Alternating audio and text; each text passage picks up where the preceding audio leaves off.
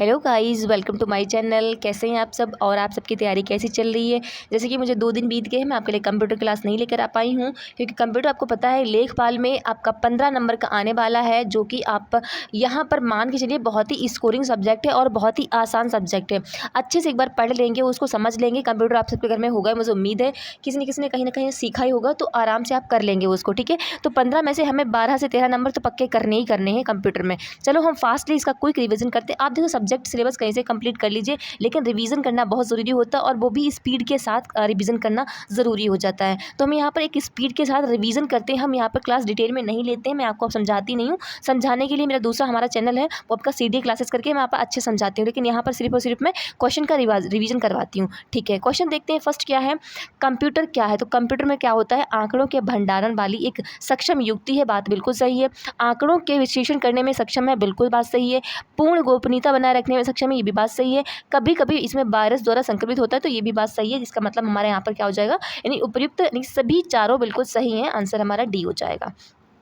Next question है, computer निम्नलिखित में से कौन सा कार्य नहीं करता है। तो कंप्यूटर आपका इनपुट का काम करता है, प्रोसेसिंग का काम करता है, आउटपुट करता है, लेकिन वो अंडरस्टैंडिंग नहीं करता है। आंसर हमारा यहाँ पर डी बिल्कुल सही हो जाएगा। अगला है, वह इलेक्ट्रॉनिक डिवाइस जो डेटा को स्वीकार करती है, डेटा प्रोसेस करती है तथा आउटपुट उत्पन्न करती है, वह परिणामों को भविष्य में प्रयोग करने के लिए स्टोर भी करती है, तो कंप्यूटर होता है। यानी कि आंसर हमें बी मिल गया है बहुत ही आसानी से।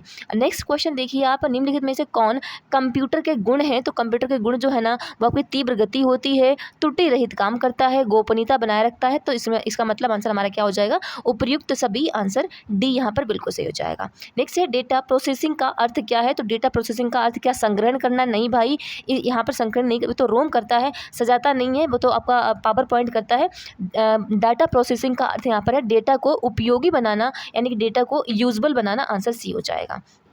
नेक्स्ट क्वेश्चन है, चिन्हात्मक डाटा यानी कि अल्फा न्यूमेरिकल डेटा में प्रयोग किया जाता है। तो यहाँ पर एक बार इंग्लिश का शब्द देखिए, अल्फा और न्यूमेरिक। अल्फा मतलब अल्फाबेटिकल नंबर भी आ जाएंगे, न्यूमेरिक मतलब न्यूमेरिक नंबर भी, यानी कि नंबर्स भी आएंगे। तो नंबर में पता आपको चिन्ह भी आते हैं, तो हमारा अंक भी आएंगे, अक्षर भी आएंगे और चिन्ह भी आएंगे, यानी कि आंसर हमारा यहाँ पर डी बिल्कुल सही हो जाएगा। अगला देखेंगे हम, इनमें से कौन कंप्यूटर का गुण नहीं है। दिस इज की पॉइंट, इनको देखा करें क्या पूछा गया है। तो जल्दी निर्णय लेने की क्षमता हाँ कंप्यूटर में होती है, गोपनीयता होती है, विविधता होती है, लेकिन एक बार सी को देखें, इनमें लिखा है, इसमें लिखा है बुद्धिहीन। क्या कंप्यूटर का गुण ये बुद्धिहीन नहीं है, इसमें गुण नहीं है, तो बुद्धिहीन भाई नहीं है, क्योंकि उसके पास बुद्धि होती तभी तो काम करता है। तो हमारा आंसर यहाँ पर हो जाएगा सी बिल्कुल सही हो जाएगा। देखिए, विश्व में सर्वाधिक कंप्यूटर वाला देश है, तो आपका यूएसए है, संयुक्त राज्य अमेरिका।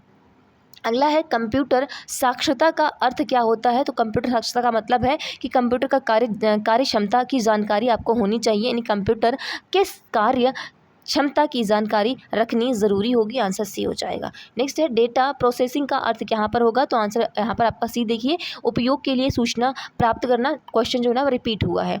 देखते हैं अगला, बैंकिंग लेन देन में ईसीएस का अर्थ क्या होगा। तो ईसीएस का होता है आपका एक्सेस क्रेडिट सुपरवाइजर नहीं, एक्स्ट्रा कैश स्टेटस, ऐसा ये भी इसका अर्थ नहीं होता। एक्सचेंज क्लियरिंग ट्रेंड्स नहीं भाई। एक बार डी को देखें, इलेक्ट्रॉनिक क्लियरिंग सर्विस इसका अर्थ होता है। देखेंगे, कंप्यूटर प्रोसेस द्वारा इंफॉर्मेशन में परिवर्तित करता है। तो कंप्यूटर डेटा को प्रोसेस करता है, फिर इंफॉर्मेशन में चेंज करता है। तो हमारा यहाँ पर बी हो जाएगा। अगला देखेंगे, सीएडी संक्षिप्त किसका नाम है। तो सीएडी जो है ना, वो कंप्यूटर एडेड डिज़ाइन का संक्षिप्त रूप है। यहाँ पर हम आपका आंसर बी हो जाएगा।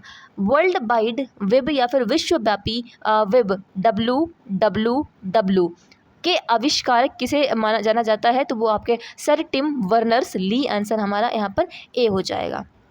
भारत में पब्लिक की इंफ्रास्ट्रक्चर पदबंध किसके प्रसंग में प्रयुक्त किया जाता है। तो वो आपका याद रखना, पब्लिक की इंफ्रास्ट्रक्चर का मतलब है डिजिटल सुरक्षा आधारभूत संरचना। आंसर हमारा यहाँ पर क्या होना चाहिए, तो ए बिल्कुल सही हो जाएगा। नेक्स्ट है, ब्लोफिश एक प्रकार का है। तो क्या आपका ब्लोफिश का एक क्या है, तो वो एक सम्मिलित एनक्रिप्शन एल्गोरिदम है। आंसर हमारा यहाँ पर ए हो जाएगा। नेक्स्ट है किसी संसाधक द्वारा प्रति सेकंड की जा सकने वाली सक्रियाओं की संख्या को निर्धारण किसके द्वारा किया जाता है? इसे मेगाहर्ट्ज़ या फिर गीगाहर्ट्ज़ में व्यक्त किया जाता है। तो याद रखना क्लॉक स्पीड में किसी भी कंप्यूटर की देखते हैं कि स्पीड क्या है। नेक्स्ट है IPv6 प्रोटोकॉल आईपी पते को परिभाषित करता है। आईपी यहाँ पर आईपी से मतलब यहाँ पर पूछा गया है तो 128 बिट होता है। आंसर यहाँ पर हो जाएगा सी, बिल्कुल सही। नेक्स्ट देखते हैं किसे आधुनिक कंप्यूटर का जनक कहते हैं? तो आपके हो जाएंगे चार्ल्स बेबेज, यानी कि आंसर सी यहाँ पर बिल्कुल सही होगा। MOEMS का पूर्ण रूप क्या होता है? तो micro opto electro mechanical system. एक बार बी पर नज़र डालें, micro opto electro mechanical system, B बिल्कुल सही हो जाएगा। अगला देखेंगे हम JSP का मतलब क्या होता है? तो जावा सर्वर प्रोटोकॉल। एक बार डी पर नज़र डालिए अपना, जावा सर्वर प्रोटोकॉल। आंसर यहाँ पर डी हो जाएगा। WORM का पूरा नाम क्या है? तो याद रखना write once read many, write once read many, यानी कि लिखना एक बार है, उसको पढ़ना कई बार है, कई बार पढ़ सकते हो। तो आंसर हमारा यहाँ पर ए हो जाएगा। उपयोगकर्ता इंटरफेस के संबंध में संक्षेपाकार CUI किसके लिए प्रयोग किया जाता है? तो CUI आपका कमांड लाइन इंटरफेस। यहाँ पर हमारा बी और ए सेम लिखा हुआ है तो दोनों ही सही हो जाएंगे। नेक्स्ट है निम्नलिखित विकल्पों में से कंपाइल टाइम एरर क्या होता है? तो आपका सिंटैक्स एरर होता है, यानी बी यहाँ पर बिल्कुल सही हो जाएगा। नेक्स्ट है निम्नलिखित में से किसे कंप्यूटर के मस्तिष्क के रूप में जाना जाता है? तो CPU, इनके central processing unit. Answer C हो जाएगा।